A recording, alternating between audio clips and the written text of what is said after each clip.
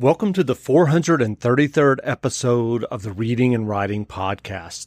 Stay tuned for my interview with J. Lawrence Matthews, author of the novel One Must Tell the Bees, Abraham Lincoln, and the Final Education of Sherlock Holmes.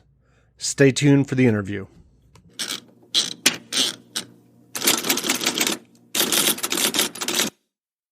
Welcome back to the Reading and Writing Podcast. My guest today is Jeffrey Matthews, author of the novel One Must Tell the Bees. Jeffrey, welcome to the podcast. Thanks, Jeff. Great to be here. Great. If someone hasn't heard yet about your novel, One Must Tell the Bees, how would you describe the novel? It is historical fiction told as history. It features Abraham Lincoln and Sherlock Holmes, and it is the untold story of how Holmes met Lincoln in the last year of the Civil War, when he was still quite a young man, not yet known as Sherlock. What he learned from Lincoln and about America, really, in that tumultuous period that would stay with him the rest of his life, and how he came to be enlisted ultimately in the manhunt for John Wilkes Booth, along with a freed slave named Abraham, who was his companion while he was in America, and helped track Booth down to the Garrett barn and watch Booth. And it's told, as I said, it's told as history. It is very accurate to the history of the times, the personalities, and the events that took place. And the narrative tone is, this happened. And that's crucial because a key theme of the book is the importance of understanding our history before we try to rewrite it or erase the bad bits, which is something that's happening in America these days. So it's a story set in largely in 1864-65 with a message for America today. Do you remember the original idea or impetus that led you to writing One Must Tell the Bees? Vividly, actually, yeah. There were two. They were two book titles, actually, that popped into my head over a period of a couple of years. This goes back about 10 years to 2009, 2010. I had just finished writing a book for McGraw-Hill, a nonfiction book called Pilgrimage to Omaha, which was about my visits to the Berkshire Hathaway shareholder meeting that Warren Buffett hosts every year. I don't know if you've heard of it, Jeff. Yeah, I have, actually. It's a huge deal in the financial world where I came from. And I wrote a kind of Hunter S. Thompson-esque travelogue about going without the drugs and the guns, I should add, and why people go, what they get out of it. And when I finished that, I thought, okay, I've written a book for McGraw-Hill. Why don't I write one for myself? And I started several mysteries and thrillers over the years as a hobby, and I always lost interest in them because the central character always ended up being like a dull version of myself, and I always got tired of it. I could never find that voice. And one morning I was in the shower, and my mind was wandering, as it tends to do in the shower, and Death of Sherlock Holmes popped into my head.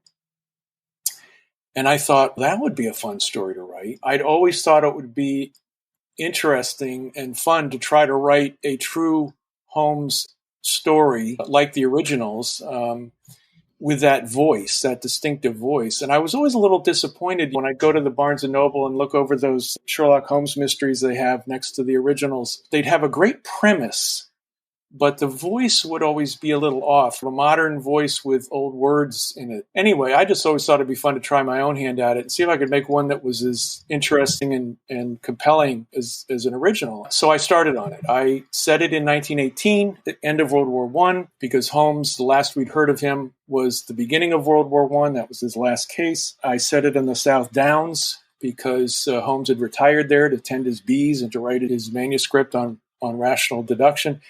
And I knew that the death of Holmes would involve those bees and that manuscript. And I just had to figure out how to get Dr. Watson down from London to take part in their final adventure and then write the story of the death of Sherlock Holmes. And I noodled on that for a couple of years. I wasn't getting very far because I had a very full-time job. And then again, one morning in the shower, again, mind was wandering. And this time, Sherlock Holmes meets Abraham Lincoln popped into my head. And I'm a Civil War buff, and I thought, wow, that would be fun. That would be interesting. I wonder if it could have happened. And I pretty quickly figured out that it could have happened. Holmes would have been younger than he's generally thought to be, but it would have happened when he was young, very young. Lincoln would have been in the last year of his life. It would have happened in America because Lincoln never went to England, of course. And it would involve the war, obviously. Why else would a young Englishman go to America in 1864? And it would probably involve chemistry because Holmes was a great chemist. That was his hobby as a detective. I had these two ideas I thought they were two different books, but as I worked on them, I realized that they were really one book with two intertwined stories. And that is what one must tell. And they came out as One Must Tell the Bees, Abraham Lincoln and the Final Adventure of Sherlock Holmes. And the book it opens in October 1918. Dr. Watson's in the train headed to the South Downs to his friend Sherlock Holmes. In his valise, he's got two documents. One is the book on rational deduction that Holmes has been promising and finally sent to Watson. The other is a note Holmes attached to it saying, Watson, I've relapsed. I'm terribly addicted to a very malignant class of opiates. In this time of lucidity, I call on your aid. Please bring your medical kit and come at once. And so Watson is racing to his friend's aid. And while he's doing that, he takes out the manuscript and starts reading. And what he discovers is that it begins with the untold story of Holmes's early life, including this trip to America in 1864 as a young chemist, a research assistant for the DuPont Gunpowder Works to study smokeless gunpowder, which was a big effort in those days. And of course, DuPont made half the gunpowder for the Union armies. And this begins the Holmes meets Lincoln story. And it totally immerses Watson in the story. By the time he gets to Holmes's house, he's read the story. He comes back to 1918. The book returns to 1918 and now begins the death of Sherlock Holmes part of the story. And it goes back and forth from 1918 back to 1865, but that's the gist of it. And those were the two prompts for the book. And I should mention a third. I had a third insight along the way, which is when I started to talk to people about what I was doing, I had decided early on that anytime anyone asked me what I was doing, I would tell them flatly. I wasn't going to pretend I wasn't working on this book. I know a lot of writers don't like to talk about what they're doing, but I wanted the pressure. I wanted people asking me what I was doing and how's the book coming, because I didn't want to slink away from it after a couple of years. And what I learned, Jeff, by telling people that I was working on a book, what are you working on? Sherlock Holmes meets Abraham Lincoln. I learned that most people think that Sherlock Holmes was a real guy. He's such a vivid character, and through all the fictionalizations and the TV shows and the movies, people, even older people who grew up reading the original stories, think he was a real guy. And people would say, oh, so I didn't know he went to America. Or was he alive when Lincoln was alive? And that fascinated me, and I immediately realized a change in the tone of the story. I realized I could put Holmes in the manhunt for John Wilkes Booth, and I could tell it as history. And that changed everything. And that's when the narrative became, this happened. And at the same time as I had made that pivot, this thing was going on out in the real world of statues being torn down and Twitter mobs defacing our history. And I thought, I'm going to lean into that. And what better rational observational voice than Sherlock Holmes to bring to this discussion? And so that's how it all came about. Short question, long answer, but that's it. What was your experience of writing One Must Tell the Bees compared to those earlier thrillers and mysteries that you mentioned that you had tried your hand at? Oh, it was way easier and way harder, I guess I would say. The voices are so distinct. You can't, once you get those voices in your head, when you're going wrong, what's not true. Whereas when I was making up people and making up situations, it was harder to maintain that voice. It was harder to maintain a storyline. It was harder to understand what people would do next. Anytime I got lost in this book, Jeff, and there were some times where I would hit a wall and I would just stop forcing it and just let the characters talk in my head. And they would figure it out. It was fascinating.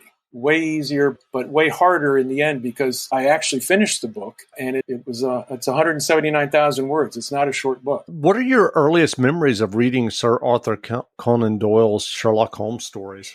My earliest memory, I'm not exactly sure how I discovered, except that we probably had the books around the house. But I had been a fan of the Hardy Boys when I was a little kid, and I loved mysteries. But when I read Holmes, it was the day I put away childish things. It opened this whole messy adult world to me. Men had affairs and they tried to get rid of their wives, or they tried to kill their stepdaughters for inheritance, or you didn't have cocaine needles in the Hardy Boy rooms, right? It was a real eye opener. And I guess the earliest story that I remember, and I do remember this quite vividly, the one that I loved the most, probably because when I was a kid, I was into, and it was the Speckled Band, which is about a doctor who's been to India and returns with all these wild Indian animals and pets, and he's got a pit viper that he trains to kill his stepdaughter for the inheritance money. And that story really compelled me. And here's the interesting thing. It's funny you bring that up, because as I think about it, that was the first time I realized that writers make stuff up. and the way I figured that out was I was reading something. Somehow I read something about how, this guy, I read a story that talked about how ridiculous this Arthur Conan Doyle story was, because the doctor in the story, as you'll probably remember, trained this pit viper using whistles and rewarding it with a bowl of milk. And the story, and I read somebody talking about how ridiculous that is, because snakes can't hear and they don't drink milk. Right. What fascinated me, Jeff, what I realized, okay, it couldn't have happened, but it didn't matter to me. It was still a really good story. Yeah, it was so well written. Yeah, and that's kind of when I realized, oh, okay, so they make things up, and they can even make stuff up that couldn't happen, but it's still a great story. And that may have been the first spark, now that I think of it, of what writers really do. Do you have plans to write another Sherlock Holmes novel, or is this it for you? No, I do. I've always been fascinated with the 3 years that he was thought to be, and he returns to, when Arthur Conan Doyle killed him off by having him battle Professor Moriarty above the Reichenbach Falls, and Watson thinks that he's fallen into the falls and has died. And 3 years later, Holmes turns up in Watson's surgery, and Holmes tells him of what he's been doing. And what he's been doing was he traveled in the guise of a Norwegian explorer. He visited the Dalai Lama. He then went to Mecca, Khartoum, and back to the continent. And to me, that's a fascinating journey. It's a very spiritual journey. And wouldn't you want to know what he talked about with the Dalai Lama? Yes. That's where I'm going next. And I think, again, it's going to be told as history, but it will have him in Mecca, no doubt in disguise. It'll have him getting into some adventure with the Dalai Lama, no doubt. And it's going to be something, my tentative title is On the Edge of Revelation: Sherlock Holmes, the Dalai Lama, and the Great Game. And the Great Game was the diplomatic chess match that was going on at that time in the early 1890s between Russia and England. And they were both dueling for supremacy. And Tibet was where they met, because the Tsar was moving south from Russia towards India, and the British were freaked out that he might extend his influence into India. So they were trying to move up into Tibet, and they clashed in Tibet. And that's what's going to happen next. Was it a big shift for you from working as a business executive to writing a Sherlock Holmes novel? It was a big shift, but it was not something I had never expected.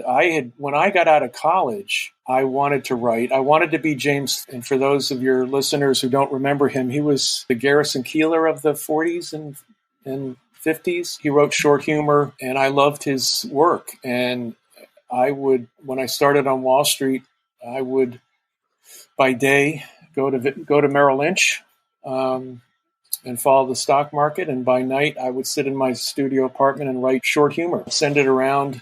It's Mattress Firm's biggest 4th of July sale ever. Hurry in and get a king bed for the price of a queen or a queen bed for the price of a twin. Plus, get a free adjustable base when you spend just $6.99 on Sealy. Or save $500 on all Tempur-Pedic Breeze mattresses. With our low price guarantee, you can rest assured you'll get the best bed at the best price, only at Mattress Firm. Offer valid with qualifying purchase. Restrictions apply. Valid at participating locations only. For offer details, visit mattressfirm.com/sale. This week at Macy's, find great summer style with big savings on head-to-toe looks. Like 40 to 50% off fresh outfits for him and her. The perfect sandals, sneakers, and more 40% off. And specials like bras and panties, $19.99 and under. Plus, Macy's Star Rewards members earn on every purchase, except gift cards, services, and fees. Sign up today at Macys.com/Star Rewards. Savings off sale and clearance prices, exclusions apply. To the magazines. In those days, that was before the internet. That was back when you sent things with a self-addressed stamped envelope. When I would get it back from the New Yorker, I would rewrite it, send it to the Atlantic. When I got it back from them, I'd rewrite it, send it to the Harper's, et cetera, et cetera, et cetera. I always had 2 or 3 pieces out. And in the space of 2 years of doing this, I had 3 pieces accepted. One at the Boston Globe, one at the New York Times, and one at on NPR. It was read on NPR with Susan Stamberg. And with those 3 pieces, I earned $150. The New York Times was the only one that paid. And I realized, okay, I'm going to focus on the stock market thing because I got to raise a family. I always loved writing. And as I said, I never stopped doing it. And fortunately for me, in 2005, in conjunction with my business, which was following stocks, I started a blog called Jeff Matthews Is Not Making This Up.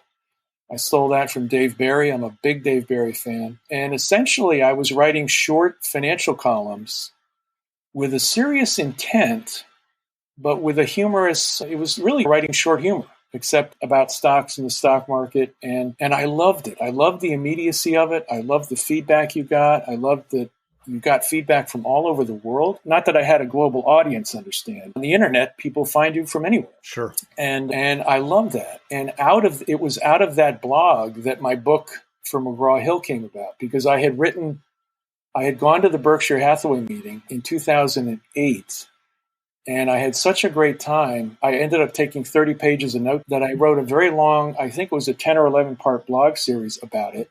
And I got a call from McGraw-Hill saying, would you want to turn this into a book? And heck yes, I've always wanted to write a book, and here was my opportunity. So that was the way And what was the name of that book again? It was called Pilgrimage to Omaha. Actually, it was called Pilgrimage to Warren Buffett's Omaha, a hedge fund manager's dispatches from blah, blah, blah, blah, blah. McGraw-Hill wanted to put every keyword into the title they could, but I think of it as Pilgrimage to Omaha. And it was a very good experience. It was not as what's the right word? It was a little slower than I would have liked. I was used to the quickness and immediacy of writing online. Sure. But it got me there. And I learned a whole lot, and I had a book published. I ended up buying the rights back to it and then turning that into 2 ebooks over the next couple of years with a friend of mine, because I really love the power of the internet and the ability to write things that are a little more current. But that all went into, that was such great preparation for writing One Must Tell the Bees. And it was, so you can see it was a more natural transition than it might appear from the outside. Although I have to add, writing a fiction book is 900 times harder than writing a nonfiction book. What writing advice would you offer for those who are working on their own stories and novels? First thing I would do is read Stephen King's book on writing. You're a Stephen King fan, I think. Yes, I am. Have you read his book on writing? Yes, it's sitting next to my bed. Okay.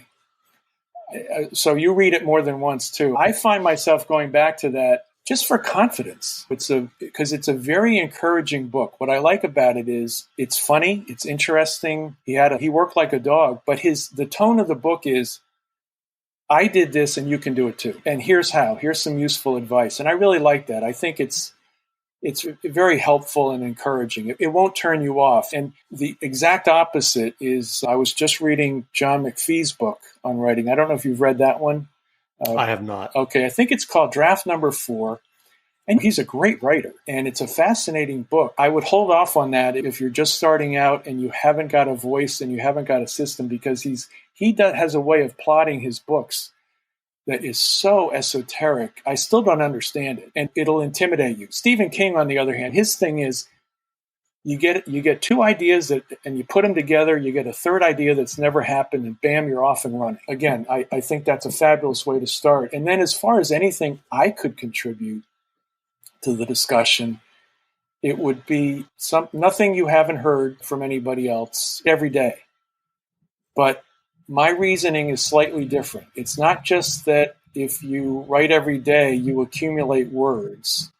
And if you write every day, you will eventually finish that book. That's true. But what I found that by writing every day, and once I was retired and totally focused on One Must Tell the Bees, I wrote every day. And what I learned was that it's what Hemingway talks about in A Movable Feast, which is that your subconscious is always thinking about it. And I can't tell you how many problems I fixed, or my subconscious fixed, while I was in line at the grocery store, or brushing my teeth, or taking a shower. That's always a big one for me. And even asleep.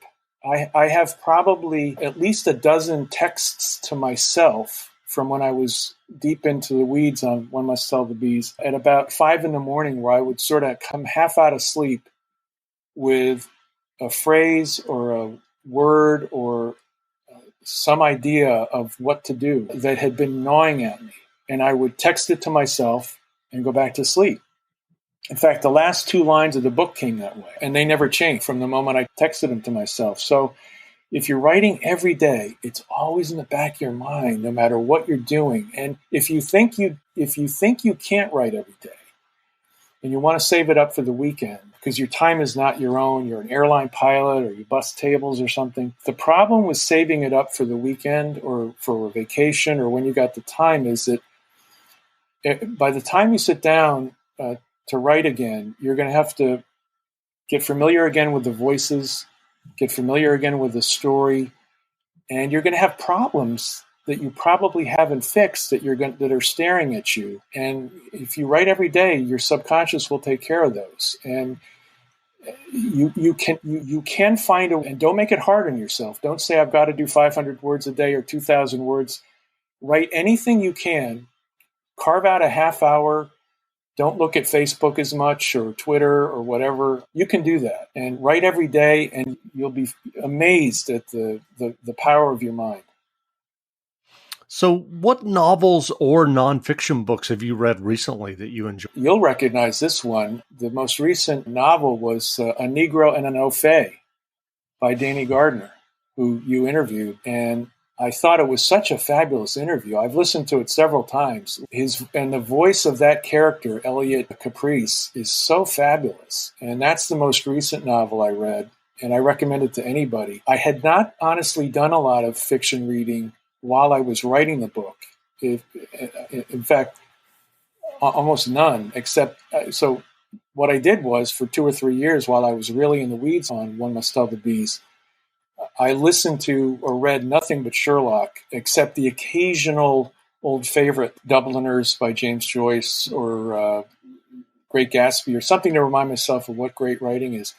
But I didn't want to get any other voices in my head.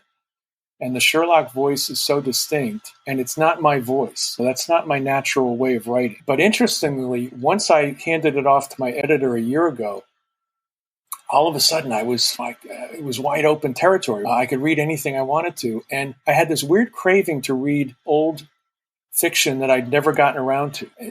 I had a book by Graham Greene on my shelf since college, A Burnt Out Case, this little paperback.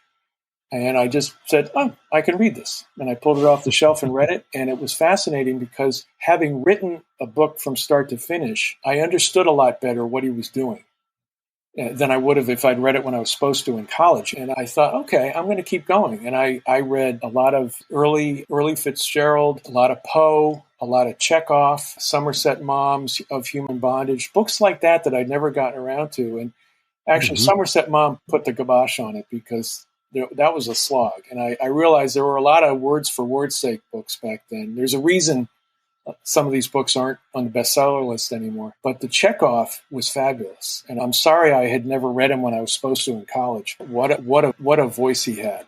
And so that was a lot of fun. That's great. Where can people find you online if they want to learn more about you and your novel, One Must Tell the Bees? Sure. jlawrencematthews.com, Matthews with 2 T's. That will lead you to Facebook, also to Twitter. I do have a Twitter handle, although, as you might imagine, I'm not the biggest fan of Twitter. I think it's really degraded the national dialogue, and I really don't communicate that way. But anybody that has a question and wants to talk to me, jlawrencematthews@gmail.com will get me as well.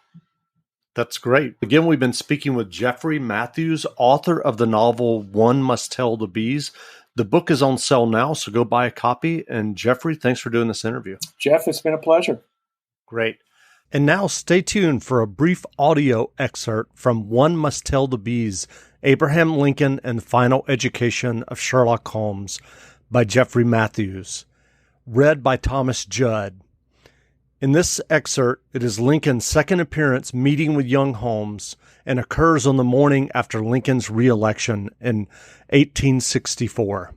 A most intimate audience. Upon reaching the bottom of the stairs, we tiptoed past the library and made our way to the dining room, only to find the gaslight turned up and, to my great surprise, Eddie Stanton seated at the table, in uniform, a cup of coffee at his elbow and his rifle leaned against the wall nearby. He had been absorbed in a magazine, which he abruptly closed and slid beneath his cap when he noticed us. Then he rose and greeted me in a friendly fashion, without a glance at Abraham. "Father is in the study with the president on some serious business," he said in a low, conspiratorial whisper. "They stayed all night at the telegraph office for the election reports. The results were delayed on account of winter storms in the west." He nodded at Abraham. "Found yourself a pickaninny, I see." I could have struck the lout, but a sudden commotion from the hallway caused Eddie to snap to attention just as the door opened. It was President Lincoln. He was glancing backwards over his shoulder at a flustered Ellen Stanton, who was in her nightdress and had evidently been urging the president to remain in the study where he could be served his coffee. "I thank you, good lady, but your husband is occupied with a pressing issue that needs a response, and I smell breakfast being cooked. Besides, it's cramped in there, and I need to stretch out a bit."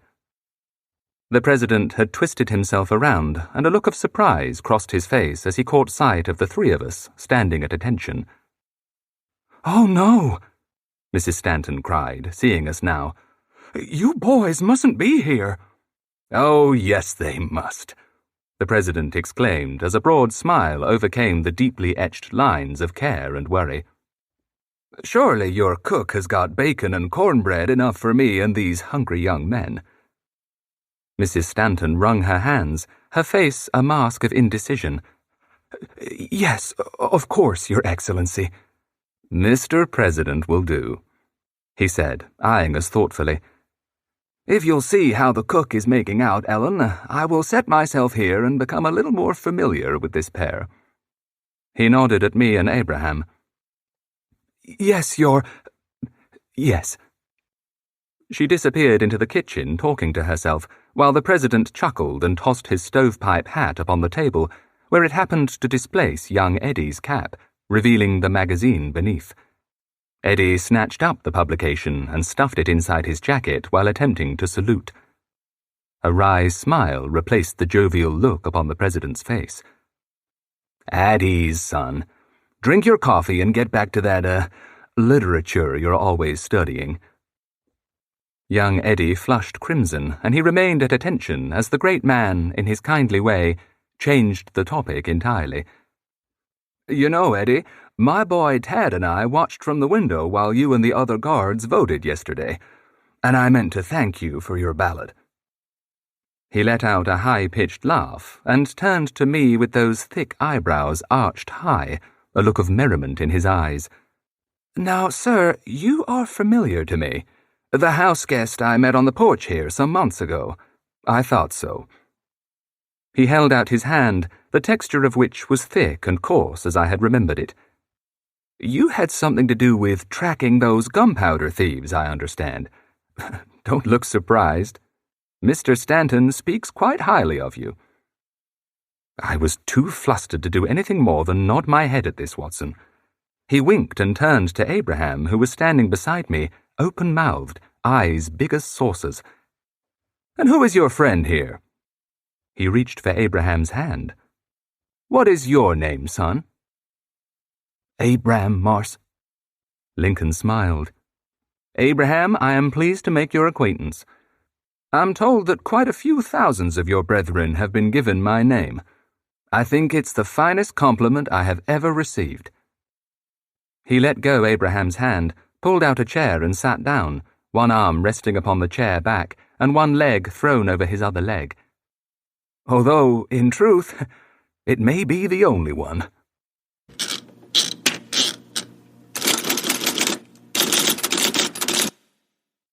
It's Mattress Firm's biggest 4th of July sale ever.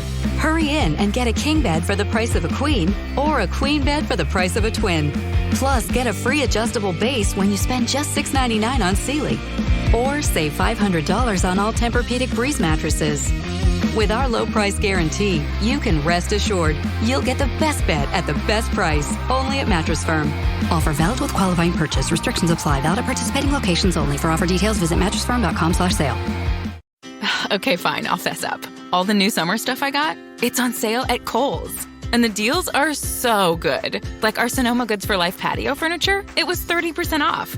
Got 30% off backyard games, too. And even picked up grilling tools for 20% off. Best part? I saved an extra 20% and got it in an hour with free store pickup. So now we're all set for summer, and I'm pretty sure we've got a cookout planned every weekend. Select styles, 20% offer ends June 27th. Some exclusions apply. See store or Kohl's.com for details.